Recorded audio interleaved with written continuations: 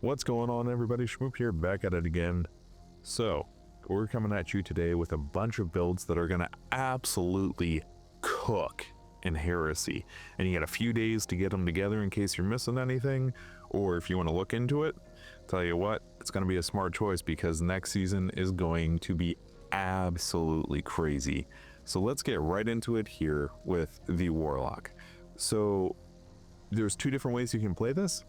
You can play double summons or you can play ability spam. I'm going to show you both and we're going to move on from there.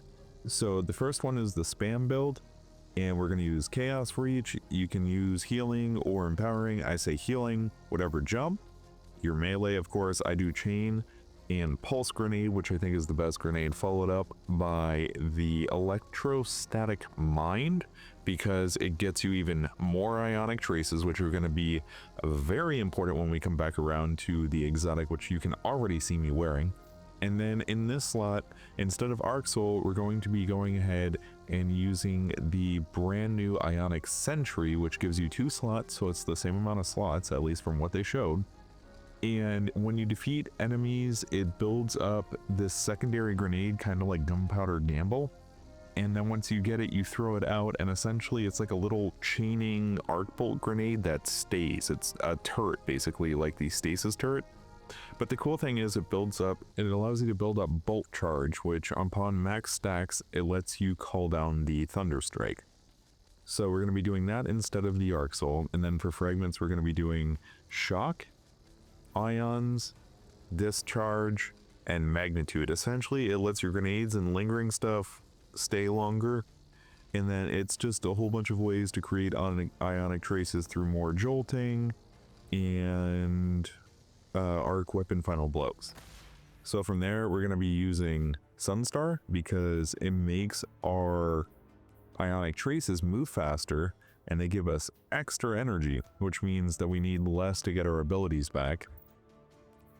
And then for the loadout, because we're going to be getting particle deconstruction, which if it's like last time, it stacks up to 5 times, and it's a 40% buff on fusion rifle. So for the primary, we're going to be doing the Riptide for that particle deconstruction. In the energy slot, either use something that has jolting feedback. You can do Delicate Tomb, which is a fusion rifle, so it'll get the particle deconstruction effect, and then it also jolts as you collect ionic traces, which goes right into the combo of this oh so well. Or you can use the new Lodestar, which essentially is a plug-and-play trace rifle using primary ammo that has jolt on command. And they said something about causing a blinding explosion, which will feed even more into Electrostatic Mind.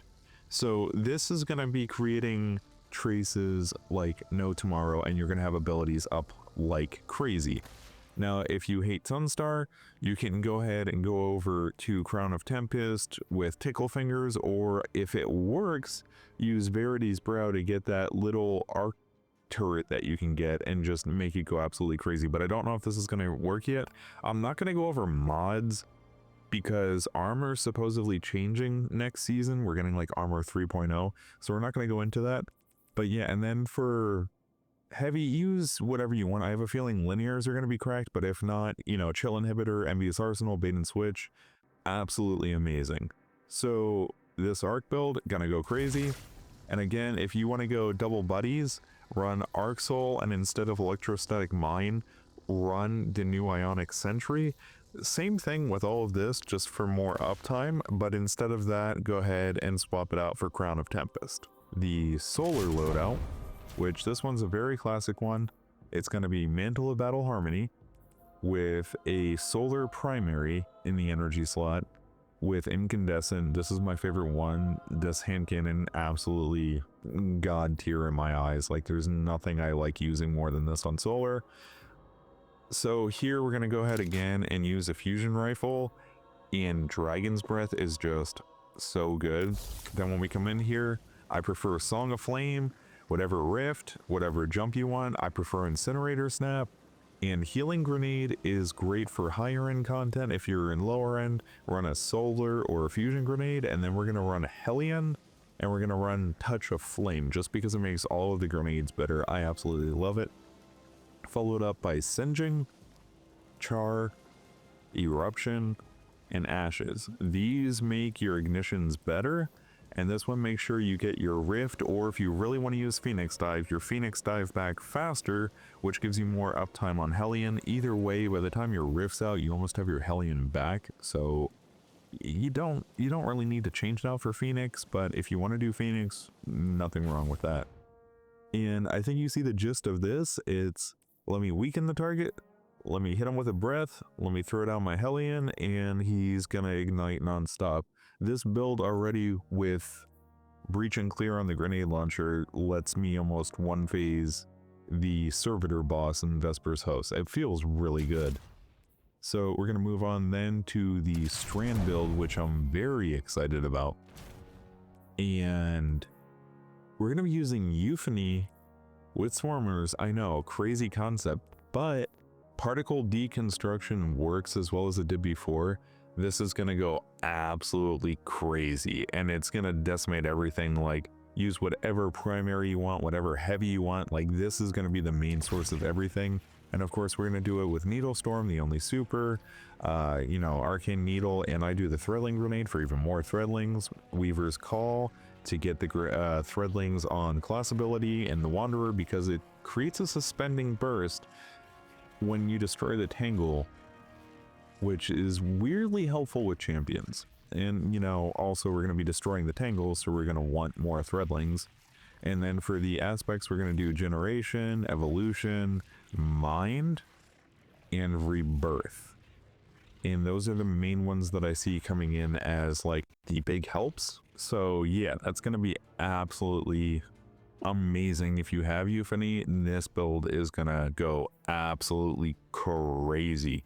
You can do the same thing with, like, Rufus's Fury and a fusion rifle down here, or even the scatter signal, and, you know, rock with that. That's going to work just fine. But this, I think, is going to be top tier for Strand. And then lastly, we're going to be doing Void. Now, I am a Nezarec Sin lover. You can use Skull if you really want to get like more Nova bombs back to back. But I do like the overall just uptime with Nezarec Sin. So I would say use that over Skull. We're going to do a fusion rifle for particle, Graviton Lance just because it is still absolutely god tier, and Chill Inhibitor, which is my favorite heavy for this. Now you may be asking why Void? Well, that's because in Void for next season we are getting we're getting Void Flux and Malign Harvest. Void Flux, when you defeat weakened targets, it spreads volatile around, and Malign Harvest is if you spread a lot of volatile around, it causes your Void weapon to weaken, so it's kind of an infinite loop, right? So then we're gonna go in here, use whichever super you like. Honestly, it does not matter. Same with your Rift and your jump. I like Pocket Singularity, which is the only one, but I actually do like it over the little hold and charge that people like to call them. This thing, yeah, no. And then I do Vortex Grenade. Obviously, Child of the Old Gods is top tier because it's weakened on command. And then Feed the Void because it's Devour. Like, it's OG Devour. And then we're going to do Instability, Undermining, Persistence, and Harvest. And if you go through and you just look at what they do here, we're going to get more Volatile to spread Volatile around. Grenades are also going to weaken. Our buffs, so Devour, have increased duration to keep that up longer. And when we defeat a weakened target, we get Orbs of Power and a Void Breach. It's just very nice to get more Orbs of Power, because why not? And they grant you class ability energy, which feeds into Child of the Old Gods. So that's pretty much it for that one. I think these four, so for Warlock, Arc, Solar, Void, and Strand, gonna be absolutely cracked. I don't know if any of the new aspects are going to work with Prismatic, so I'm not covering Prismatic. These are just true builds on Titan, who I am honestly the most excited for. One very particular build, but I am going to save that one for last in the Titan category. So we're going to start out with Solar. Why? Because Vex Mythoclast and all of our primary like Riptide and Scatter, along with Merciless, are all getting huge buffs because of particle deconstruction. Again, it stacks up to 5 times and it's just bonus damage. So Vex is a primary, and then you get your linear shots out of it, along with Scatter Signal. I'm gonna go crazy with Rain of Fire because Solar Final Blows improve weapon damage. So this is gonna be another season of Vex Mythoclast go burr. And for Sunbreaker, if you need the 411 on this, it's going to be Hammer of Soul because Burning Maul, I mean, Burning Maul is good. You can use that if you want. I just prefer Hammer. You know, your throwing hammer, either healing, thermite, or solar or fusion grenades. You need to use Roaring Flames and Soul Invictus for survivability. And then Empyrean, Ashes, Solace, and Torches all kind of work together to keep Radiant up for as long as possible while giving you a little bit more damage with Scorch stacks. Even though it's not really an ignition build, I do like it because it does add a little bit more damage over time when it comes to something like Hammer of Soul or your grenades or even the burning from your little hammer. But yeah, overall, top tier. Merciless is insane, and I mean absolutely insane when it comes to damage. So if you want to use that instead of Vex, go ahead, but with Scatter Signal and whatever heavy you want, just, it's gonna go burr. It's gonna destroy everything. So we're gonna move right along to the Void loadout because again, we're getting Void Flux and Maligned Harvest. So we're gonna be running Slayer's Fang, which, long story short, get kills, weakens. The weakens, then gonna feed into a Repulsor Brace. And then we're going to get an overshield, which is great. So we're going to tie that up with no backup plans because when we get rapid shock and final blows, and keep in mind, this thing has shrapnel that spreads weaken and does crazy damage. It's going to give us another void overshield. So we're going to have 2 ways of getting this overshield. Start health regeneration. And while we have an overshield, shotguns deal additional damage, which this thing's already crazy good. Tying it with this, absolutely insane. So we're going to be using Twilight Arsenal, which is another way to weaken. Use whatever you want in these columns here. It does not matter. I prefer, you know, Vortex and Shield Throw, but it is what it is. And then I'm going with Offensive Bulwark because we get faster grenade charges and increased melee range and damage, which, you know, is great with an overshield. So I mean, it is what it is. I think this is the best one. But then what really ties it together is Controlled Demolition, because when you hit a target with a void ability or volatile, it makes them volatile. And when they go off, you get health regeneration when the volatile explosions happen. And with Void Flux and Malign Harvest, it's going to be non-stop volatile and weaken everywhere. So essentially, the more targets, infinite health. That's what this equates to. And then we're just going to go ahead and use Undermining, Reprisal, Leeching, and Starvation to kind of tie everything together, get a little bit Devour, even more Sustain and more Grenade energy, and it just all feeds together. And this is going to be a monster. Use whatever you want for a primary and a heavy, but I'm saying Slayer's Fang, hands down, is going to make this build insane. Like, the capability of this build is going to be absolutely insane. So for the next Titan build, we're going to be doing a classic Monte Carlo, Syntheseps, or if you have the exotic class item that ties it together, that also works, with a Consecration build. This is, and probably always will be, an amazing build on Titan. I prefer Twilight, but use whatever super you want. Gonna do Frenzied Blade and Shackle with Knockout and Consecration, followed up with Facet of Dawn, Courage, Balance, Purpose, and Protection. Tie that all together, you have a pretty great build that's been around since the dawn of what feels like time, with how perfect this fits into the Titans kit. Is the Arc. Why?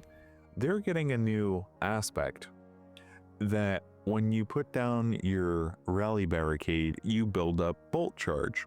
And while you're behind this barricade, it allows you to expel the bolt charge with weapons, and I think they have to be arc and kinetic. So why that's crazy is tie that with Actium War Rig, right? And then a Jolting Primary and Thunderlord. You're going to be causing so many arc AoE damage chains with this. It's going to have to melt literally whatever there is around you. Now, you can probably use this with Prismatic, but I don't know if it's coming, so we're doing a pure arc build. And in here we have Touch of Thunder to make the grenades better and Knockout. Change out whichever one of these two you want for the new aspect and you will be fine. It just depends on if you want a little bit more range or if you think you're going to be more up in their face. Again, it's completely up to you. And with this down here, it doesn't matter all that much, realistically speaking. The main point of it is using that new arc aspect behind your rally barricade and sitting there with Thunderlord, and I'm not even going to try and pronounce this, with War Rig, and just going ham, just unloading everything into that enemy, if you know what I'm saying. That sounded terrible. Next, and last but not least, we have Hunter. The arc on Hunter is getting a little bit of a buff, where Tempest Strike says killing any jolted target grants a stack of Bolt Charge, which when you get to max, it calls down a Storm when you get damage with an ability. So, you know, build up your Bolt Charge and then either throw a grenade or use your Gathering Storm. It's going to be bonus damage on top of that. Storm is already a really good super, so tie that all together, it's going to be absolutely amazing. Like, Arc's going to feel pretty good with that. And with Magnitude, Shock, Ions, and Feedback, you can use Flow State if you want. Ascension also works. It doesn't really matter. I prefer Flow State. But yeah, with Tempest Strike, gonna be cracked. Use any Jolting Feedback primary, because I think that is better than Volt Shot. A Fusion Rifle in the primary, because Particle Deconstruction is amazing. And then, you know, Linear Heavy Grenade Launcher here, all of that works realistically. Along with Star Eaters, gonna be cracked. You're gonna be throwing supers. You're gonna be doing arc. It's gonna be a great time. And then moving over to Void, which has as much potential as the Titan, I would say, because of course we have the aspects of Flux and Maligned Harvest coming in. Mix that with Falcons, where Void weapons gain a whole bunch of benefits, and you know, there's a lot of text here, you can pause it. But when you mix that with, of course, Slayer's Fang, right, and then you come in here and we are getting the new ability where it's like, how do I describe it? It's basically like assassination. You mark a nearby combatant as a priority target, and when you guys, you know, kill him, it releases a cloud that allows everybody to go invisible, and it's called On the Prowl. Now you can mix that with Vanishing Step to either start off going invisible, or Stylish Executioner. It really doesn't matter. I think Vanishing Step would be better because you don't have to use an ability to go invisible, and it'll kind of let you chain it off faster. It's on a short cooldown. But if you wanted to run On the Prowl with Executioner, it would completely work. I just think that Step and Executioner is a good combo already, so Step and Prowl would be amazing. Again, Snare Bomb because weakening. Use whatever grenade. I like Vortex the best, along with obviously Tether, because why not? It's so good. Mixing that with Remnants, Undermining, Persistence, and Starvation, you're going to have everything up all the time. You're going to be going invisible. Everything's going to be weakened. You're going to be basically unkillable because you're going to be getting a Void Overshield when you get a kill with Slayer's Fang. It's just going to continuously roll into itself, and I think that Hunters have a lot of potential with Void this season. Now, I know you could rock it with other things. I know there's repulsor brace on a lot of void weapons, but I just think this shotgun is so good. It just mops the floor with everything. You know, the ammo economy isn't bad on it either, so why not? But yeah, I hope y'all enjoyed. Sorry if I sound weird. I'm feeling a little under the weather. It's what kept me from getting the stuff out, you know, the videos out. I've really been trying to. I've just been feeling like crap, in all honesty. So if you like this, you know, drop a like down and leave a comment down below, and I'll see y'all in the next one. Peace.